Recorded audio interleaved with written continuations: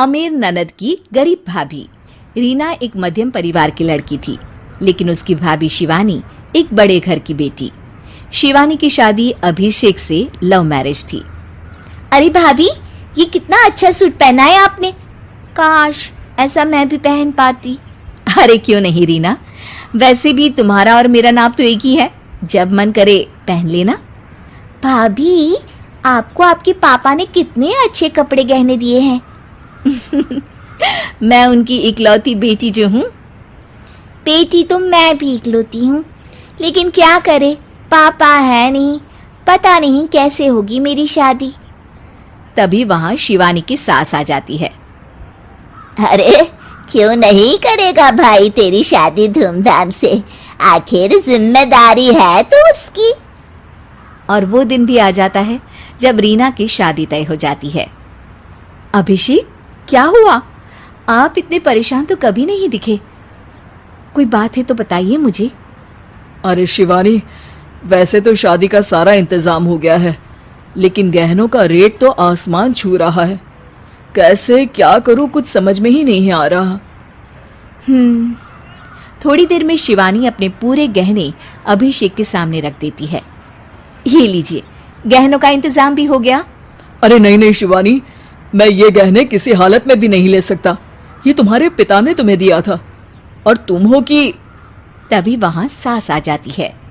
अरे तो क्या हुआ, इसकी तो हो गई ना शादी, अब किसे दिखाने हैं इसने गहने। सास गहनों का डिब्बा शिवानी के हाथ से लेकर वहां से चली जाती है। रीना की शादी धूमधाम से होती है और अब वो बड़े घर की बहू बन जाती है। वहीं रीना की शादी के बाद शिवानी और अभिषेक उसकी शादी के कर्जों से डूब जाते हैं। मैं सोच रही हूँ नौकरी करनी शुरू कर दूँ, वैसे भी पढ़ी लिखी हूँ, आपकी थोड़ी मदद भी हो जाएगी। वैसे शिवानी, कुछ दिन कर लो तो अच्छा ही होगा, क्योंकि ज़रूरत भी है। अब शिवानी भी नौकरी करने लगती है और घर खर्चे में अभिषेक का हाथ बटाती है। एक दिन शिवानी, रीना का फोन आया था, कह रही थी कि आने वाले त्योहार में उसके ससुराल जाना है। ठीक है माँ।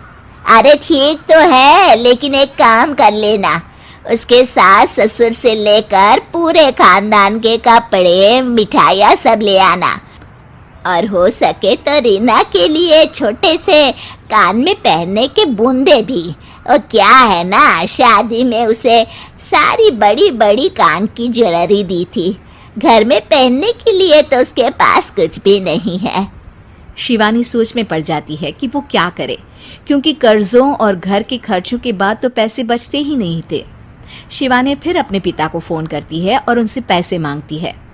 देखो शिवानी, मैंने तुम्हें शादी के वक्त ही मना किया था कि ऐसे घर में शादी करनी ही नहीं चाहिए। अरे अभिषेक को शर्म आनी चाहिए जो ससुराल से पैसे मंगवा रहा है। शिवानी को पिता की बात पर गुस्सा आ जाता है। आप मेरे पिताजी हैं और मैं परेशान थी, इसलिए आपसे मदद की उम्मीद की पापा। अभिषेक को तो पता भी नहीं है कि मैंने आपसे पैसे मांगे हैं। शिवानी सोचती है कि वो अभिषेक से बात करे, लेकिन फिर उसे लगता है कि वो टेंशन ले लेगा। तभी शिवानी की नज़र हाथ के कंगन पर पड़ती है, सीधे बाजार जाती है और उसे बेचकर ननद के घर ले जाने का सारा सामान लेकर आती है और सास के सामने रख देती है।